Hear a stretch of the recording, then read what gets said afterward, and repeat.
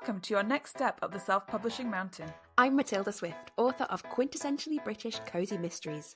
And I'm Samantha Cummings, author of young adult books about magic, myths and monsters. I've written the books, Changed their covers, tweaked their blurbs, tried tools from a dozen ads courses. and I'm still not seeing success. Now, we're working together to plot and plan our way from barely making ends meet to pulling in a living wage.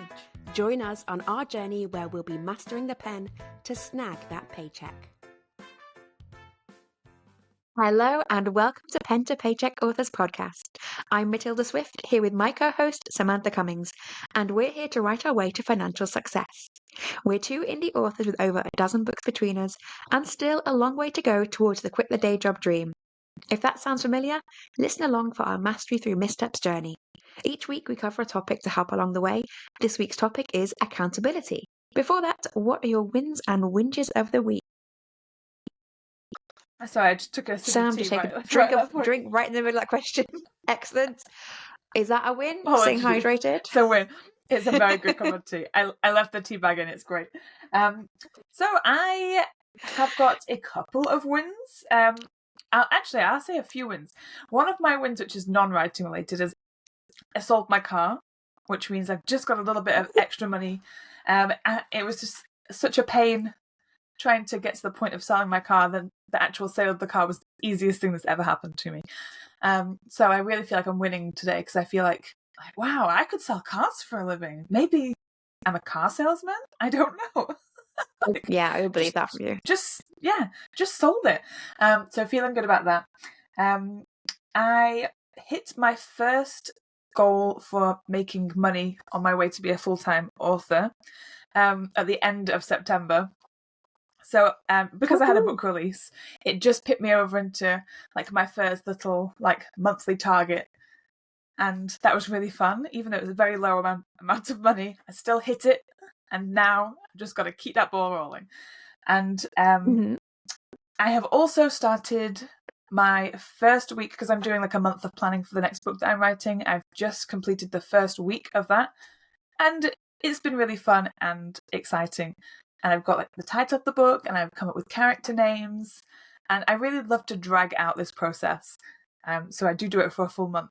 I could do it in a week, but that's not fun. Like I want to really, really bask in the imaginary scenarios and things that I'm coming up with. So that's been really great. I've really enjoyed this week. I'm looking forward to continuing my planning next week. My whinge is with Amazon. I've been trying to get my paperback ready to sell, and Amazon have printed the cover in colours that were not in the file. So I've had to get in touch with the customer service and waiting to hear back from them about what the printers have been doing. So that's a very vivid authory whinge. The colours I've seen. Yeah. Yes. So it's just been printed with the saturation turned up 50%. So it's way too bright. And it's so some of the detail is lost. Like there's mist over some water on the cover, and you can't see the mist because it's just the saturation and stuff is off. So that's been fun. This is my 7th book, and I've never had a problem before. So I feel lucky in that respect, but it's such a pain. It's such a stupid admin-y thing that I didn't want to be involved in. I just thought, print the book, easy. Now they've ruined the experience for me. But they were really helpful. Well, so far they've been really helpful, so we'll see how that ends up. It could just be that that's what the cover looks like from now on. Who knows? How about you? Yeah, and I think I've really seen it online. I've seen it on your Instagram post. It looks great. So I think it's one of those things where you only know what it's meant to be like. And I have seen someone on Threads this week who was throwing their toys out of a pram because their book cover wasn't centered, and everybody was messaging me I cannot even see what you're talking about. I saw that. Yes, I saw that, and I was going to reply, but then I saw everybody else had done it. This is nothing. I can't. My eyes can't see it. Just send it to print. You're done. Yeah, the cover's fine.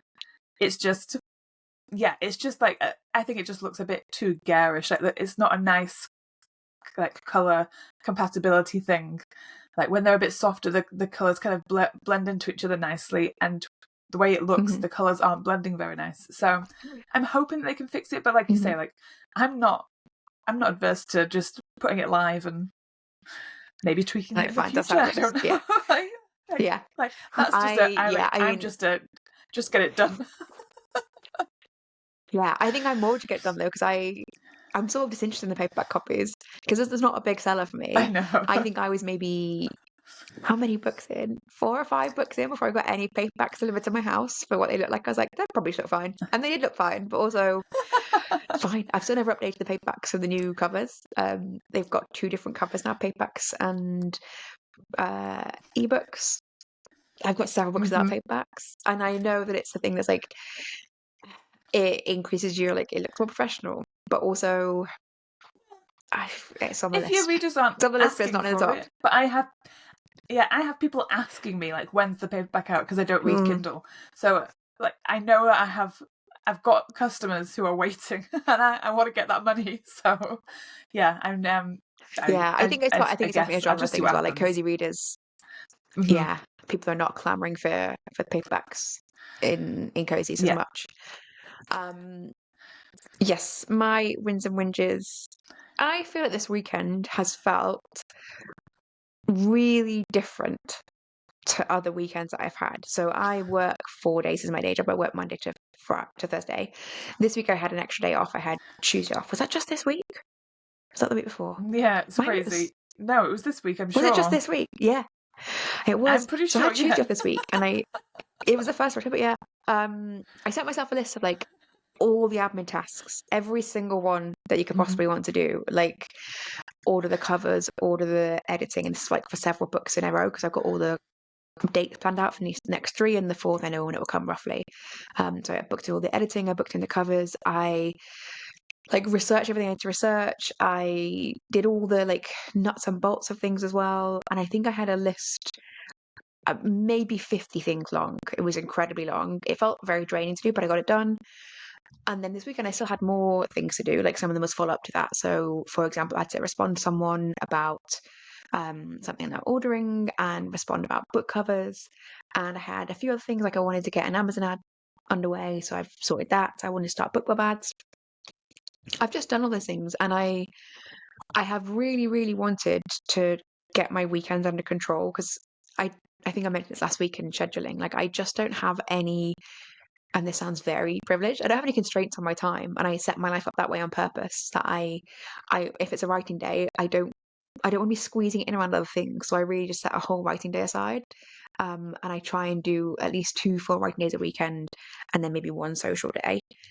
But I, because of that, I just let myself procrastinate for ages and then not do the writing until it's the middle of the night.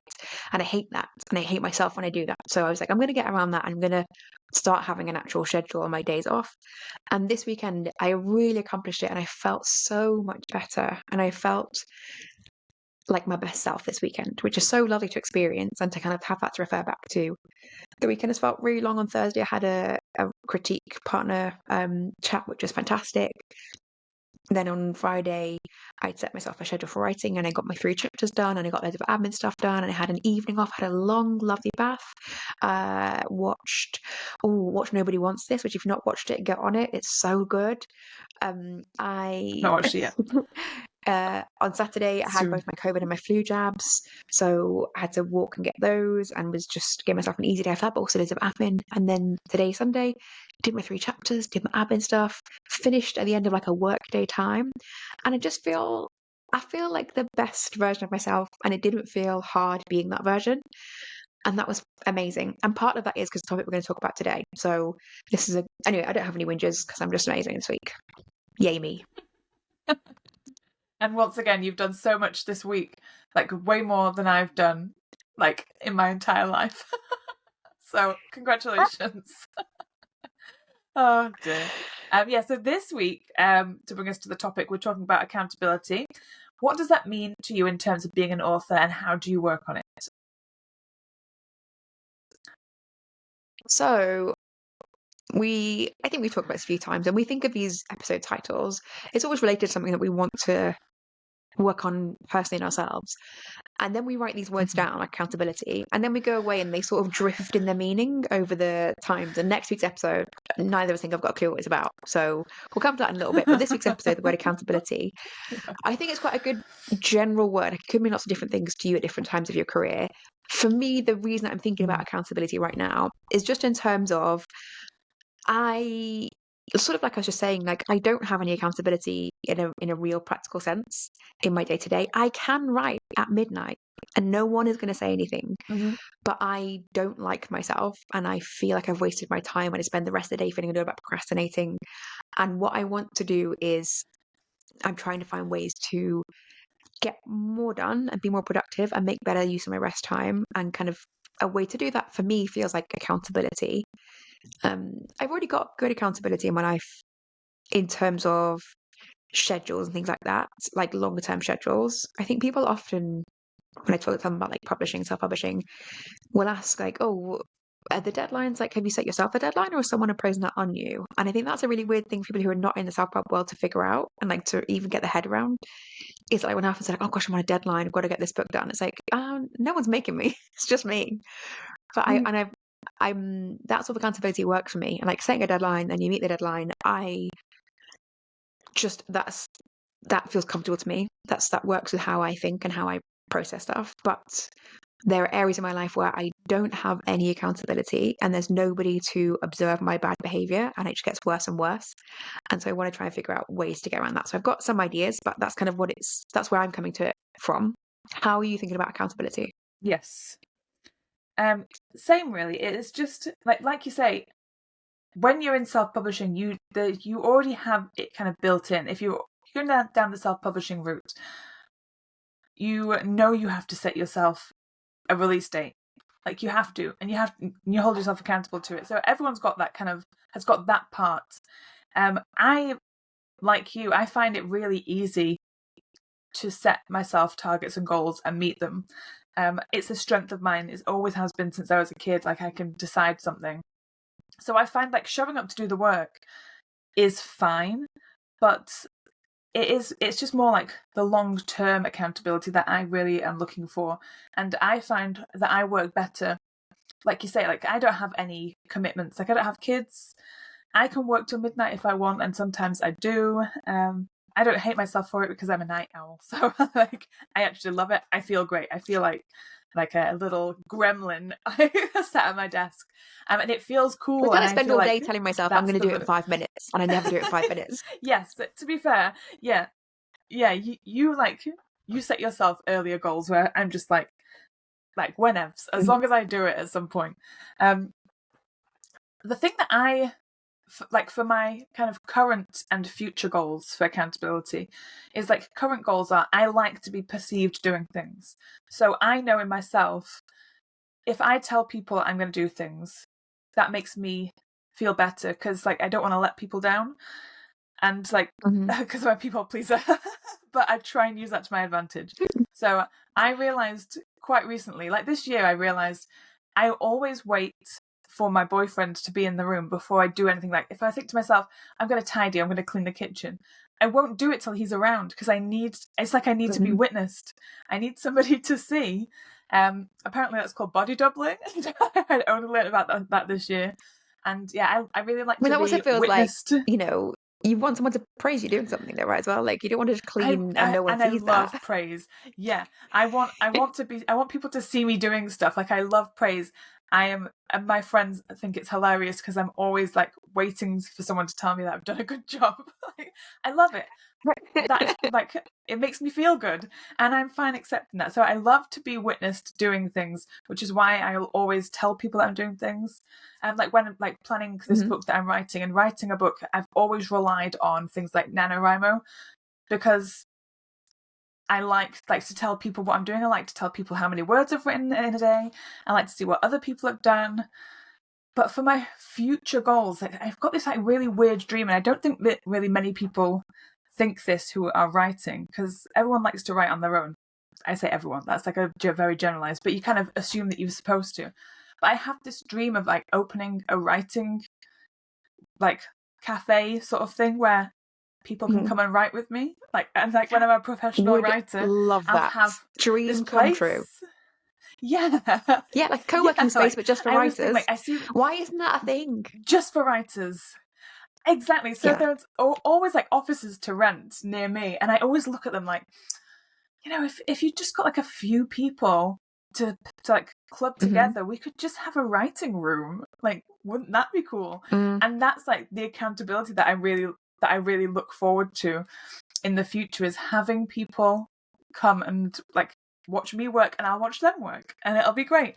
So that's kind of where I'm at with it. I know that I do things on my own, and I can set myself targets, and I will meet them, but nothing feels better than somebody watching me.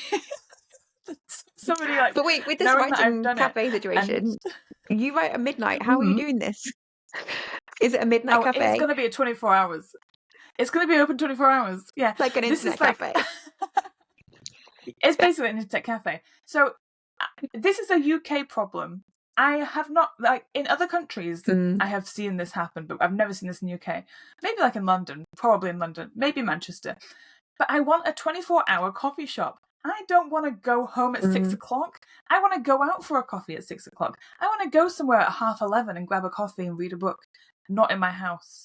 I want to be outside having coffee at nighttime, and not in a bar, just in a little that writing is definitely room. a thing I miss about Hong Kong. Yeah, I think it's going to be cafes open open till 9-10 o'clock. Yeah.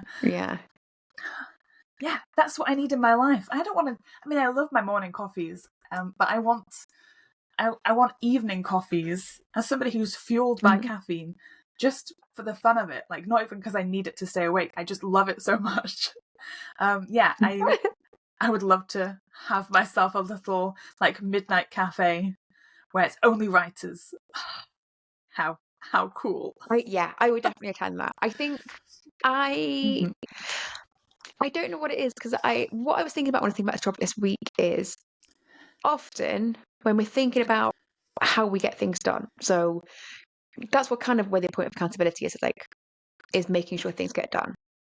And you can be accountable to yourself, or you can be accountable to people. It doesn't really matter what works for you, though. Figure out what works for you.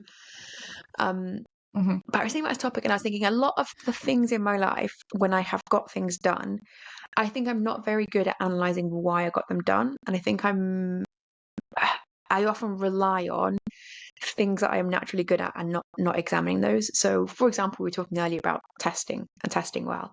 I am someone who found it very easy to succeed at school. And if somebody had asked me how you do that, how do you get good grades? My answer would be just do your homework at the last possible minute and just do the test. That's it. And that's not how I got things done. How I got things done was being somewhat smarter than everyone else in my school. Because when I went to university, I went to Cambridge, and that did not get things done. I was not smarter than everybody else there. I was, average at best. And just doing things at the last minute and just reading the instructions and doing it, that did not get you there. And that made me think oh, I wasn't just, I didn't have any tools before. I had zero because I could just skate by. And then I had to develop tools deliberately. And so I think I'm not a very good, and I don't think I did a great job of actually. What I did there was a lot of not sleeping and spending weeks in the library going slightly insane, but in a fun way with a best friend.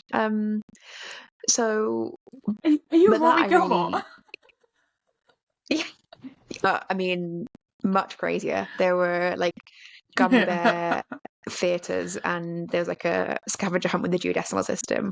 We relied a lot on trying to make the library fun, and spend 19 hours a day there. It was a 24-hour library. It was not quite, because it shut between maybe 2 and 3 in the morning to make sure you did not actually live at the library, but it was effectively 24 hours, the one at my college. So I think I have not I don't have good accountability tactics, and I'm not good at examining it, because I have been in many situations where I found things easy. So this is why I think I often get frustrated at myself when I'm not performing to my best ability, because I have had a lot of experience of finding things come quite naturally.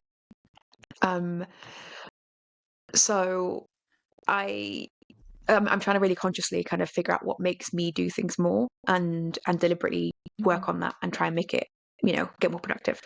So one thing that I know is I also like having somebody there with me. I sort of discovered it by accident. Like I said, in Hong Kong, cafes are open very late. So I had a friend who ran like a Tuesday evening writing group.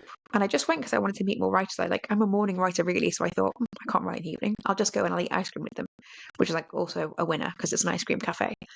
But I found I could write in the evenings, great. And because I didn't work on Fridays, and she worked full time as a writer, I just went to sit in her cafe. She wrote in Starbucks. I went to sit there and wrote with her all day. And I was like, oh, this is great. I can get things done. I can stay focused all day. She was, like me, someone who intends to arrive earlier than they actually arrive, to do a day of writing. Because we had quite a kind of flexible, like, arrive when when you want to. We'd say 10 and it would be 11, which is like an ideal start time. But we'd get a load of work done. And she is she's someone who I think many people describe as like a writing machine. I think this is trivializing of her hard work, but she is really good at staying focused. And she can really consistently get words down in a way that makes you think, I'm also going to do that. I'm not going to look at my phone. I'm going to hammer the keys away and also be good. But then we're like, well, I've also got Facebook on my computer, so I could just be on here and she won't see because I'm facing the other way. Anyway, but that made me see like the benefit of a whole day of writing that you really wouldn't get to just kind of discover accidentally, because it's quite a lot. It's intense. And that really, from that, I found that I benefit a lot from sitting with other people in their company and writing. And I put out a call on like a local Facebook group since I moved here to find some accountability partners on Fridays. And people said yes, and they didn't show up, which is like they failed the first hurdle of being an accountability partner. I know various people try sprint groups online, but I don't really care for strangers. I like to have someone who, if we can like show up and have a bit of a chat and then get down to work. And then if you're having a bad day, be like, I should go get some lunch. And then there's something more authentic about it. Or you can kind of both push each other along a bit, which I think you don't get with a stranger, even someone that you know, but you're online. So I've been trying this week, anyway, long story short, I've been trying this week a few different accountability tools, or looking into them. And there are kind of 3 that are similar in some way to that. So in some way to having a person with you, but they're not quite the same. And before I really got into all those, I was also really trying to think about how do I make myself accountable? How do I value accountability? So I sent you this morning the Gretchen Rubin's 4 Tendencies quiz, which I did in the start of the pandemic. And to find it, I had to look back through my like old group chat messages in the pandemic. And it was like, it was like nostalgia central for, a lot of Zoom chats, just a lot of intense conversations, and just like a lot of oversharing. It was nice. Anyway, one of the things that we did was the 4 Tendencies quiz, which I'll put in the show notes. And in it, it just asks you like how you measure your responsibility to something and how you consider what you're responsible to or who you're responsible to. And it gives you an evaluation of kind of, are you more internally motivated or externally motivated? And really, I would have said I'm very deadline focused. Like I will get things done to a deadline, and then I'll leave it to last minute apart from that. And actually the results of this quiz were saying I was very internally motivated. I was like, yeah, that is true actually. It's more that I don't want to I don't want to be less than my best self. That's why I meet a deadline. And I will also equally meet an internal one and an external one. And it's solely because of how I care about myself. And this is a slight tangent, but it's like, that's what made me get a Fitbit. And it was in that quiz, it recommends that if you're an internally motivated person, what you actually want is things to measure yourself and ways to measure yourself to see, are you improving? And because to me, a Fitbit always felt like a real external thing. It's like, I'm not having a watch tell me to go and do exercise. I'm not listening to a watch. But this quiz made me realize like, it's about you. You see the numbers and then you think yourself, I haven't done enough steps today. I should do some more steps. Which is oversimplifying it. But anyway, so it really helped me to kind of figure out in what way am I motivated? And a bit like when I was talking earlier about kind of succeeding at school, I think I just wasn't very good at observing it before, like how I'm motivated. I would make these assumptions based on the outcome rather than the actual process. So it's a long way around to say, when looking at these different tools, I tried to really evaluate how I was feeling and where the responsibility for the accountability lay. Was it with me or was it with the program with somebody else? So there are 3 that are relatively well known that I looked into. there's for the words, the number 4, and then the words. There's oh right, and oh like oh my goodness. Oh right, which I know Sacha Black uses, and write or die. And all 3 of them are ways in which you are basically trying to work online with either somebody else or a fake somebody to meet a word count goal. And I looked at all these, and oh right, you propose a word count goal in a group, almost like sort of like an old-fashioned chat room. In fact, it looks like you put your word count goal in, and then you just write to achieve that, and then you can, it updates how well you've done, and you can go into direct, I think, like small groups of people and get to know them. But I was like, I just don't care about other people. Like, I don't value their judgment, so No, I'm not doing that. Yeah, I'm not trying to make more friends. And I know Sacha Black really likes it though, because she is, in terms of strengths, like very high competition. But I am a very competitive person, but I'm actually relatively low competition. It's not even in my top 10 because I'm not competing against other people. I'm competing against myself. And so oh right didn't look great for me, but I think if you were someone who was externally motivated, you would find it very motivating. And it's a real bare bones kind of display. So it's not distracting. The setup is pretty simple. I think there's a free version you can use, so would recommend having a look at that. Write or Die, I do not like. There's a couple of different similar websites, but Write or Die I think is the most famous in the writing community, where you have to write continuously, and if you stop for a certain amount of time, it starts deleting your words. To me, horrible. That feels like external control. Someone else is controlling my writing. No, please leave me alone. That looked awful. And then the one that I have started using, and I have been trying to use perpetually for the last week, and I've made a pretty good job of it, and I think I'll keep using it in perpetuity, is called For the Words. And in it, you're on a quest to save a world, and each little quest has got things you have, like monsters you have to defeat, and you defeat them by writing certain words in certain minutes, and you choose the monster you want to fight for sometimes, and then sometimes to complete the quest you have to defeat certain of the monsters. But they're all like, to defeat this monster you have to write 70 words in 4 minutes, or 600 words in 70 minutes. Like, you can pick different amounts and meet that target. And this is another thing about thinking consciously about accountability. The only time I've ever taken up running successfully was doing the Couch to 5K version, that is Zombies Run, where there is a narrative and you are trying to save your community by running. And I hate running, but I was like, I will run to save our post-apocalyptic zombie-ridden community. I will be the hero. In For the Words, it's a bit like that as well. You get to defeat these monsters. The storyline to it seems very convoluted in a way that I sort of love. There's some sort of dust. There are clans. There are tree monsters. There are all sorts of mystic people. I don't care. They're from monsters, and you defeat them by hitting a number. The narrative is enough to keep me going through. And that I'm trying to be really conscious of saying, and notice, I find this beneficial to my accountability, is having a narrative in there. And I would like to find more things with narratives in future to kind of keep me accountable.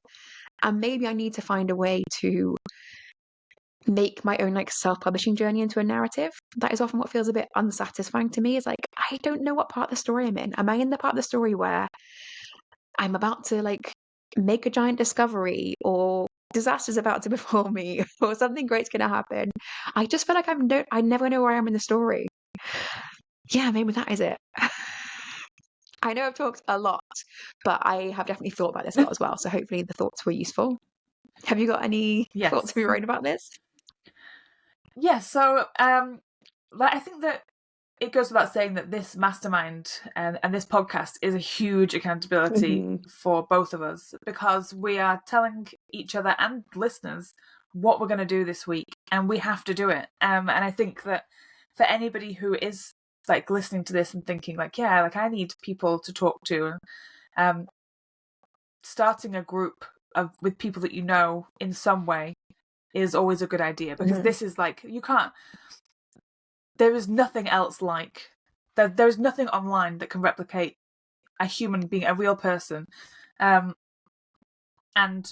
so for accountability, that nothing has spurred me on more than doing work with you. I have tried like I know we're both in the Discord group, and you're using like a little accountability section where you can put a to-do list and stuff. And I tried Love that it. because I Yeah. thought, yeah. So for you, I think it works well. I'm still like, even though I use Discord for things, it's not part of my process yet. So doing accountability on Discord isn't helpful because it's like it's not part of my routine. So like it's a barrier really. Like there's no way for me to broach that unless I really work to make that a new habit, and I'm not looking to make new habits that involve more people. If that makes sense. Even though I love Yeah, and in people fact, seeing just what I'm to doing and kind stuff, of there's a lot of people in there. what's interesting, like, so to explain that is the Discord server is called Indie Authors Ascending. I'll put the invite in the show notes, and in that there are loads of different threads about different things, and there's one section that's about daily goals and monthly goals, and I put mine in, and I find it so helpful, and I do not care about other people seeing it or interacting with it. Could not mean less to me. I find it useful that it's in a public forum, that it sort of makes it exist as a real thing, as opposed to like when I write a list in my notebook or I write a list on my whiteboard. Those things, it's like they're not real. They're just between me and my head. Whereas putting it in here, I don't feel accountable to anybody else in there, and yet I feel more accountable to myself by putting it in public. Yes. And maybe that's not a great thing in terms of like I'm trying to avoid my own personal public shame, but I do find it so helpful. And maybe one of the things is that I'm a morning writer, so I start my day by writing my to-do list, and I'm also trying to use it as a way to see what I can get done. So if I put too many things on and don't get them all done, that is fine. It's useful for me to know what I can and can't do in a day. So I'm not necessarily trying to win every day. I'm trying to become a better me every day. That sounds awful, doesn't it? No, but like every day, hopefully you're a little bit better than the day before. That's how I like to think of it. Some days I'm rubbish. It's fine. I'm fine with that. I do have a thing that I say to people. It's like if I say something out loud, it makes it real.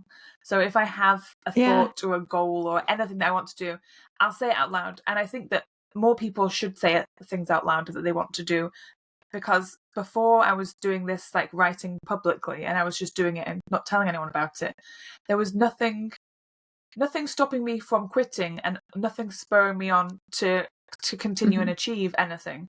And then as soon as I started telling people about it, it made it so much more real. And that in itself spurred me on. That was the accountability, just letting people know, like, this is me and this is what I spend my time doing. And now everyone knows that I do it. Everyone in my life knows that I do it. And like, that's the biggest accountability you can ever get, because like, I don't want people to think that I'm a failure. Because as somebody who wasn't great at school, I hold myself really high. Like I give myself really big lofty goals and things because I am desperate, and I like, this is like a therapy session, like desperate to prove to people that you don't have to be good at school to be good at life. And that's always been something that I've been so desperate to prove. So that's like my big, like, that's a personal accountability thing, is I tell people what I'm doing, and I don't care if it sounds nuts. Like, one of my big goals in life is also to buy land and build an eco house on it. And everyone thinks that I'm insane, like that'll never happen. No. But that is such a huge goal and dream of mine. And I've talked to people about it, like real, like businesses and stuff. I've had meetings with them. And whilst I know I'm far away from that, like, to me, that is like something that's going to happen. And I told people about it because I knew if I didn't say it out loud, like, there would be nothing to make me do it, nothing to make me chase the dream. And so I feel like saying things out loud really makes me very accountable. In terms of like apps and things, I know you're talking about like gamifying.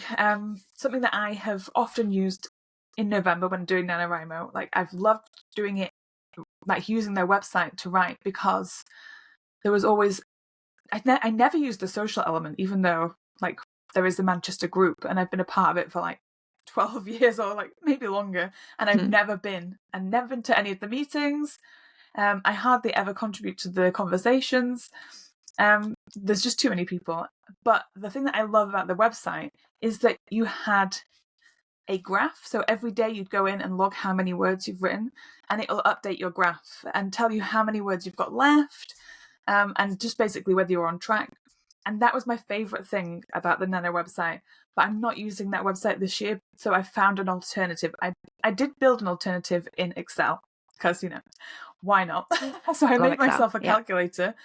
It's not very pretty, but I was going to use it. And then I found an app called Word Tracker, like just such a basic thing. And it works basically the same. You set yourself a word count goal and a date of when you want to hit that word count goal. Every day you log in, put how many words. Yeah, it's a really nice interface and stuff. It looks really nice.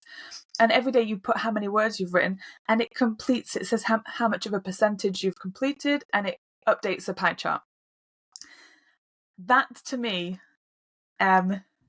is like a good visual accountability. I love seeing things in a chart or a graph, and it's such a nice looking app. That I'll also, they're so geeky and probably annoying to everybody who follows me on Instagram, but I'm going to screenshot the hell out of that thing every day and share it on socials and say, this is how many words I've written today. Yay!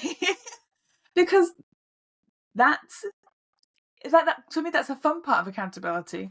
But it also, it just means that people know what I'm doing. And yeah, I don't know. Finding that app has made me feel far more excited about writing because I don't know, it gives you statistics. I think you probably have to pay for a lot of the stats, but it tells you how many days you've got left. And yeah, I'm very excited. I put in, it tells you how many words are expected for the day as well.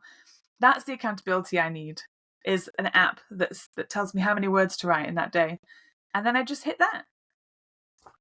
Fun. I mean, that is fascinating because that sounds like my nightmare, and I think it's interesting that I have in the past tried to use things like that, and I think that I love gamified things, and I actually hate gamified things. I love narrative things. I need a cause to get behind. I need to be like saving the universe, and I think I like gamified, so I get drawn in by gamified things. I think this is going to be a thing that makes me keep going, and then I invested time in learning how it works, learning other tools, and sort of setting all the systems up in it, and then I abandon it because I don't care.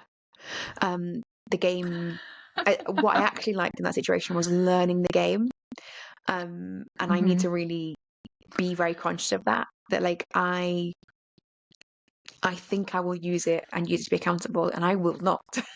So it's not worth my time.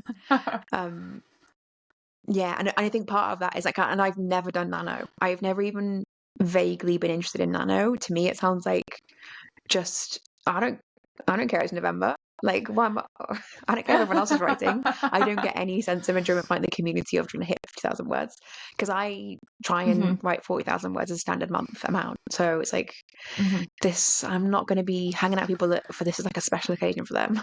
I don't want to be cheerleading people that cannot just write on a consistent basis, which I know it sounds very bitter and mean. That is the worst part of my head in NaNoWriMo. And I hate all the nano people so I can start coming to things and get enthusiastic about writing. It's I'm here the other 11 months of the year. Just call your jets. This is not yours. We're so different. I'm where it's because I know.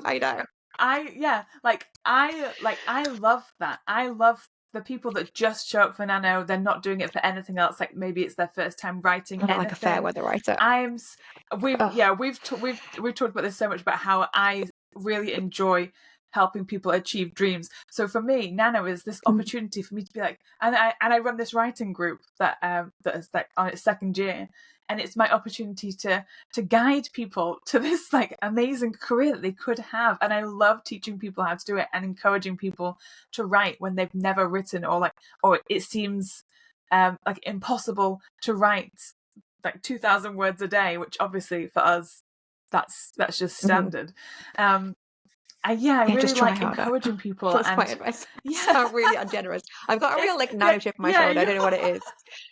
I think it's because it's such, and to me, it's such an arbitrary day, and I don't understand arbitrary things. It's if someone came to me anytime of the year, it's I really want to get into the writing. I'll be great, let's sit down, let's make a plan, let's figure out how you're going to do this. Now we'll cheerlead you on the way. It's just because it's November, just go and grow a mustache. Like, don't come into the writing world with your 1 month enthusiasm.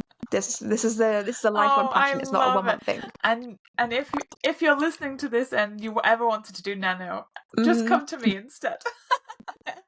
Don't go yeah, anywhere don't near come to me. I will Matilda. not be welcome here. She'll No, bite your head off. I will But ruin your enthusiasm for I'll Nano. accept you with yeah.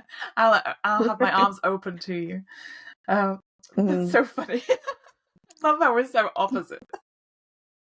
I think it's useful to like pay attention to those things in yourself and think where it's worth you spending your effort and not, and think like, if I don't like Nano, am I going to like any other sort of external group goal setting thing? No. So Yeah. then why do I Yeah. find it useful to be in writing groups generally? Like, what about that works for me? It's like, how could I make more of that thing without accidentally introducing stuff that I don't find useful? Like, I would not also never go to the Nano group. If even I was doing Nano, I would never join the Nano group like in person. I something about it doesn't feel, it's again, it's about like arbitrary numbers. It's not a thing that you have set yourself as like a life goal. It's a 1 month long thing that's like a fun game. And I'm aware that's not why everyone's doing Nano, but Yeah. that's kind of the prejudice I've built up in my head. And yeah, and kind of being aware of that. I'm not saying there's anything right or wrong about Nano, but like being aware of your own prejudices about it tells you about how you want to be, pursuing accountability for something, and where it's worth you looking for more things along the lines of what's going to work for you, rather than like jumping from pillar to post. And so for me, when I saw, oh right, I was like, this is not for me. I don't care about these like strange people and their like little head icons and the numbers they got by them. Who are they? Nobody. Whereas when I went to like for the words, you get given a quest, there are maps, you get points. I have like defeated a monster and got some like green leaf boots and a helmet. I mean, I'm winning. See, I love the idea. I do love the idea of that. And when we looked at it, because we looked at it together in one of our mastermind meetings, and I loved the sound of it. And then when I was scrolling through the website, it was so cluttered. And there was just like a lot going on visually. I find it really distracting to see things, like that many things on a screen. I find visual distractions very difficult. If there's a lot of things going on, it turns me blind to things. So that, to me, I love the sound of it, but I know I would never do it because I write in Word. Yeah, I write in Word and copy into it. So I will set a timer going. So you battle a monster, it says like maybe 70 words in 4 minutes. And I'll say like, press go to start the battle. I'll go into Word. I'll write for what I think is about 70 words, copy it in. It'll be like 12 more words. Oh gosh, okay, let's go. 12 more words, right? And then copy it in. Yes, it is very, very visually full on. And I also dislike, I look at Word in focus mode. I dislike looking at all those things. And in fact, I think for me, the only thing I tried for the words a few years ago, and it was a little bit less guided. And when I went, I was like, I couldn't even figure out where to start. I didn't know what to do. Whereas now I think they've got a good guiding system in.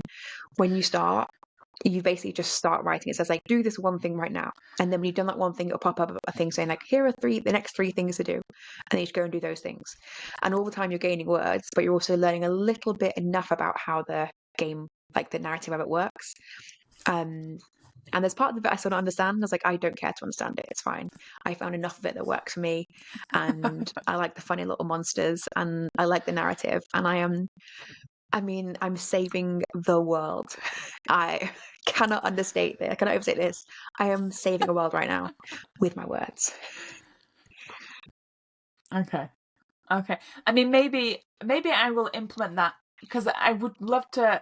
I don't want to knock it before I've tried it. So when I start writing in November, maybe I'll open that up on the side and I'll throw some things in there and see if that excites me. I don't know. Because I'm so attached to my train journey YouTube video. I have a video similar to that on in the background. Switch. Yeah, but not the 25-minute sprints, because I kept finding myself like getting tired at like 20 minutes rather than 25-minute sprint. Or I'll hit 50 minutes and then I'll be end of the chapter. So I do like a 25-minute sprint, but often when I'm with somebody else, otherwise I tend to wander off my attention. So I now have a video similar to that train journey sprints one, but the ones that are just, a beautiful setting, like a bookstore that's made inside a little oak tree, and leaves fall down outside, and it's autumn, and there are little mushrooms and pumpkins everywhere. So I have that in the background, and then use these monster timers to kind of push myself to write more words. I have those on my TV. Yeah. Okay, I'll So just good. try it all then, because I'm constantly if I write. I mean, if I'm writing in this office, I'll have the train on. If I'm just writing in my living room, I always Mhm. just have an ambient video on, which is generally, like you say, a cozy coffee shop that's got leaves falling down, or a cabin by a lake. I am all It's over those always raining, videos. YouTube but nice could rain. not Yeah. suggest more. Oh, I love it. Yeah, there is particular channels that me and my boyfriend are obsessed with. For the longest time over Mhm. COVID, just to for a random throwback story, we would fall asleep to a sci-fi cyberpunk video of a futuristic cityscape with rain. And Ah, we would fall asleep to it every night. It was an obsession. It was so good. Every now and again, I'll just put that on that just for sounds the memory. relaxing. It's like, Yeah. oh, remember when it was, when it was the world was awful outside, so we just decided to go into cyberpunk instead. Yeah. I really like it.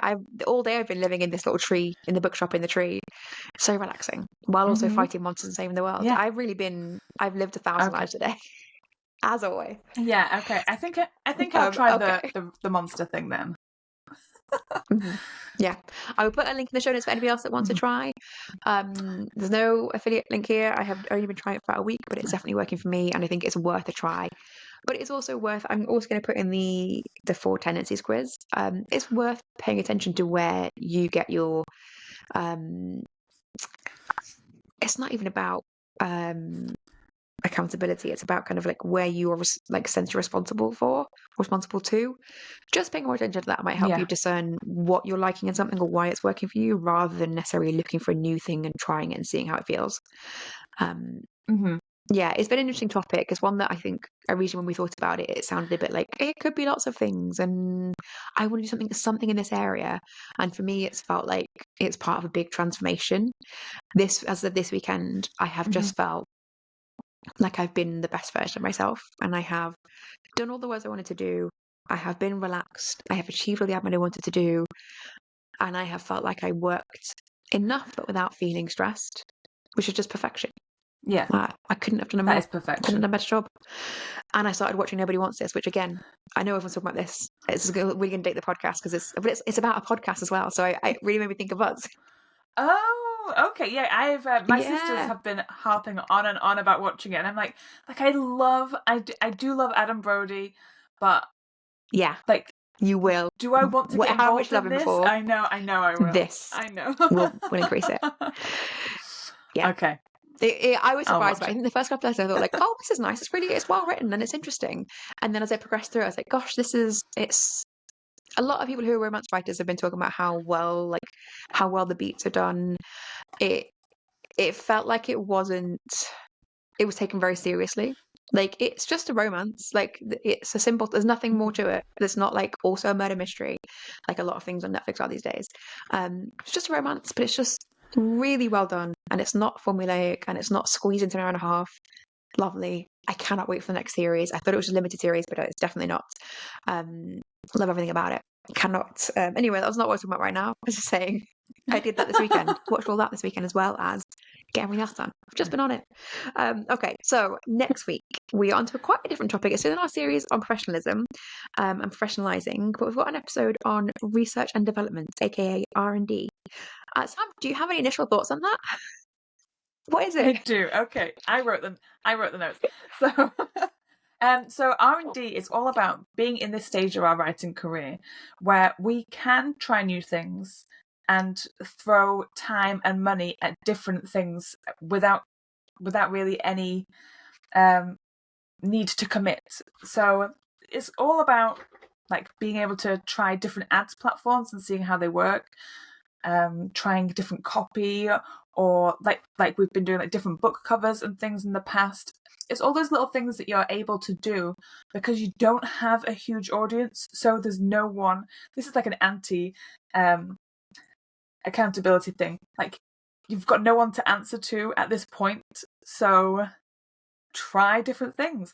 So yeah, it's all about just the opportunity to be a little bit silly, or try a different writing app, try a different try and defeat monsters to write, see if that works for you. um Hmm. And I'm looking forward to really delving into this, because I think sometimes I am a little bit hesitant to try new things because I don't know how they work or how they're going to work. But now is the time, because when I become a super successful author and everyone has expectations about the sorts of things I should be doing and saying, I won't get the chance to do it again without a lot of eyes on me. So that's how I'm reading it, and yeah, that's kind of what I'm going to be delving into. How about you? What? I think for me, I don't know if it's just because of kind of the accountability and the scheduling thing that we talked about recently, a lot of it does feel like it's going to be related to processes for me.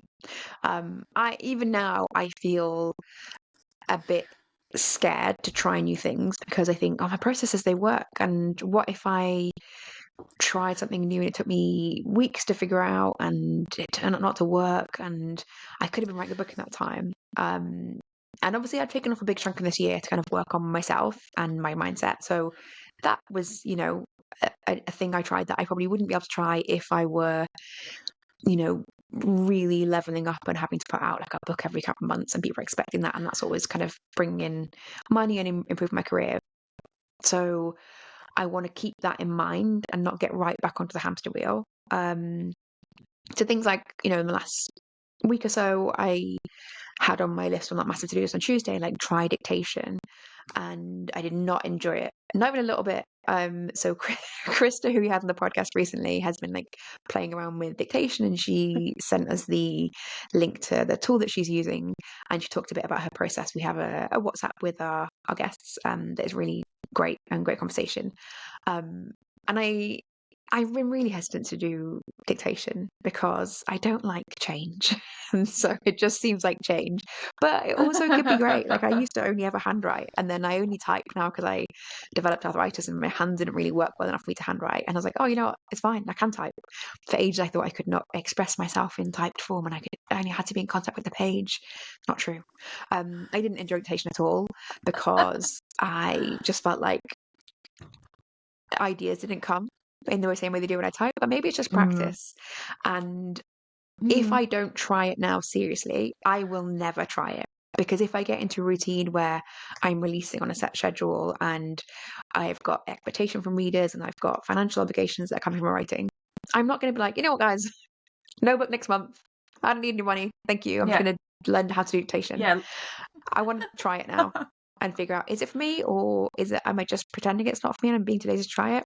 So I think things like that I won't get the opportunity to try later. I want to take the chance of being small and unobserved for a bit. Yeah, I like that, small and unobserved, because it's a bit of a safety net. It's okay. Everyone starts at this phase and this stage of being like a nobody or like a semi-nobody. And it shouldn't be looked at as like, oh, a poor me situation. It's this is the time and space. This is like being in high school. You get to make the mistakes, and yeah, like I'm glad I'll be a teenager again. Fine, yeah, okay. Yeah, and it feels so important when you're in it, but as soon as you leave, you're like, oh, that was not a thing. When you get to like university and like the world of work, you're like, oh. Yeah, I should have done a lot more stupid things. I did a lot of stupid things, actually. I wouldn't say that about myself, but I could have done more. I could have been more stupid. Oh, yeah, 100%. But yeah, so yeah, I think looking at like as we're in our teenage years right now, like definitely we're beyond being little kids. Like I think we know all the things, or maybe that's the thing, we think we know all the things, right? That's the stage right now. Yeah. It's like I think I know all the things, but I really, if someone gave me like growing responsibility, I'd be like, I did not know. I'm so sorry. I don't know what I'm doing. Please don't give me responsibility. Yeah. So I'm in the teenage stage of my writing career. That's very fun. I'm going to keep that. Okay. That is a great note to end on. And I will look forward to being a teenager with you next week.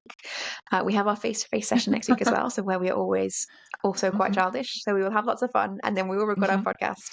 And we will see you all next week, or you'll hear from us next week. Do subscribe, tell friends, get a skywriter, maybe do some graffiti this week. See how it goes. Just advertisers in any way you can think of. Tell the world. I am saving the world right now. And you should be spreading the word about this. It has been lovely to be with everybody. Hopefully you have had some good thoughts yourself about accountability, and we will speak to you next week. Goodbye. Goodbye. You've been listening to Pen to Paycheck Authors. Stay tuned for our next episode, and don't forget to subscribe to learn how to write your way to financial success.